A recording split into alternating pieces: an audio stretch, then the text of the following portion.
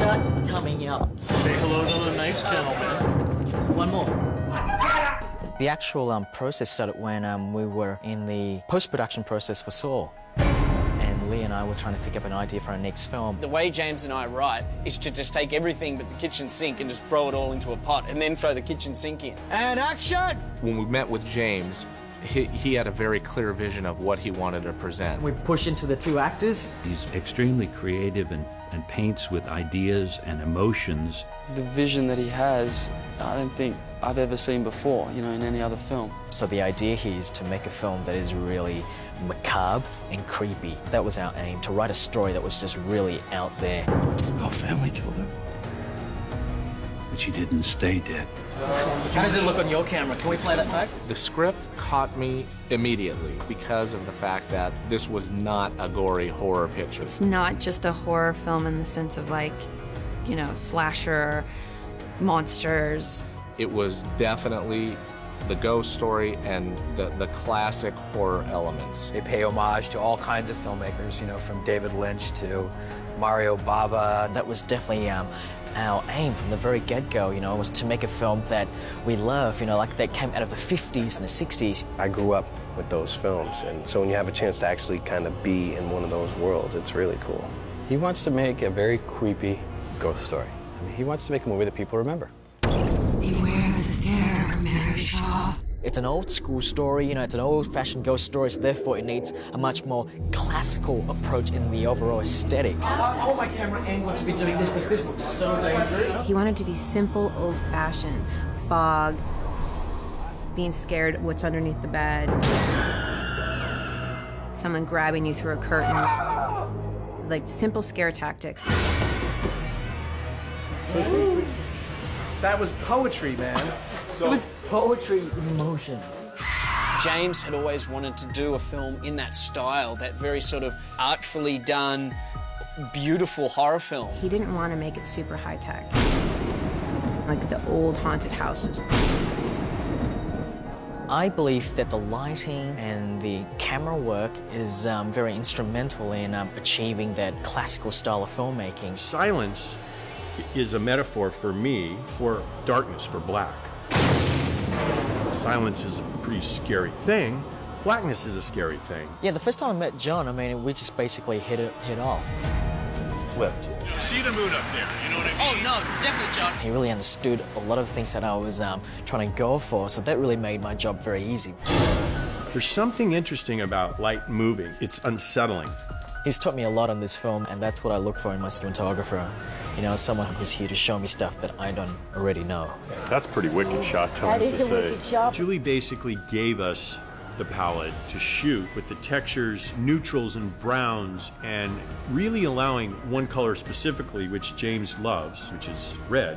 When John and James came up with the lighting technique, they used a lot of blue filter, and so I was then inclined to use a brighter red because James wanted a predominant red feeling throughout this film. It was a combination of something Tim Burton-esque meets Victorian meets James Wan. Shooting 4 sets at the same time. I was very lucky to get these people on board very early on. We worked very closely with the art department, you know, looking at their blueprints and sketches and talking to James and figuring out how we want the look of the theater to be. One of the first goals that James sat down and discussed with all of us was that the scale of the theater had to match what his vision was. In this film, we have a derelict old theater on an island, on a lake, in a quarry, in the middle of nowhere. And back in the 1940s, we're not here to be subtle. We love these things that is in your face. That's enough! Henry tells Jamie the story of the glory days of the theater when Mary Shaw was alive, and there's a flashback sequence where we see all the people coming into the quarry, and they cross the bridge and they go over to the theater. The quarry is actually a very, very picturesque location. At first, we all set out with the plan, let's build a theater out there. We didn't have quite the budget to build it from scratch, but we still wanted it to be amazing. We only built about 20% of the set. The rest of that set will be taken over by the visual effects guys. You know, it's a big set extension, set piece. The entire Guignol Theater is a CG construction that we've kind of built in 3D and composited that into the shots. Basically, we had to create the beautiful theater, and then we wrecked it in 5 days. We'll be creating a 35-story theater, widening it out, adding columns on the side, and really dressing it up to create kind of this really grand piece of architecture that wasn't actually there. On the set, we've got mummified children and dolls and meat puppets, eyeballs and things in jars, graveyards and lightning, doors that creak, all the touchstones of horror in this one. For a film this size, we do have quite a number of visual effects shots. We always work very much in tandem with practical effects and stunts to try and get the best elements that we can to work with. James really wanted to do everything old school, not a lot of CGI. Put a lot of pressure on us to get the look that he wanted. James actually looked at the fog as a character. Fog, for example, that's the toughest thing to control because when you're there on the day, if you have a strong breeze, you're not going to have a lot of fog. We were down in the Elora Gorge, and we were trying to create a fog, like London fog on the ocean kind of look, and I can hear James's voice echoing across saying, "Make the smoke go slower." Where's an empty plate, and Aaron here's gonna put a CGI. Here we're shooting elements of dry ice, fog, for some of the scenes where we're adding fog. A lot of the scenes at the theater, we did practical fog and smoke on set. Sometimes there was a lot, sometimes there was a little, so we're just gonna shoot these elements and then we can add the elements into the shots digitally and make them all kind of match up and give James the nice, you know, eerie, smoky, foggy feeling that he's looking for.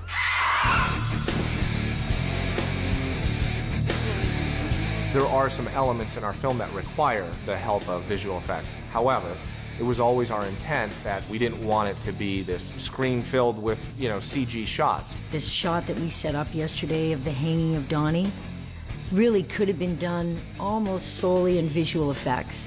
We had it down to dropping Donnie Wahlberg from a height of about 35 feet right to the deck, where his face was literally an inch from the floor. 2, 1. I've probably been overtraining for my stunt. You know, there's one great stunt for me in the film. So in this great battle between puppets and humans, I think it's clear that the puppets won. Yeah, I mean, both Donnie and myself have been up on the high wire. We've all rigged up in the harness and falling. I love all that stuff. You know, I'm not afraid of heights. Have fun, man. Donnie was just like, it's a great ride. So when you do it with professionals, it is really cool.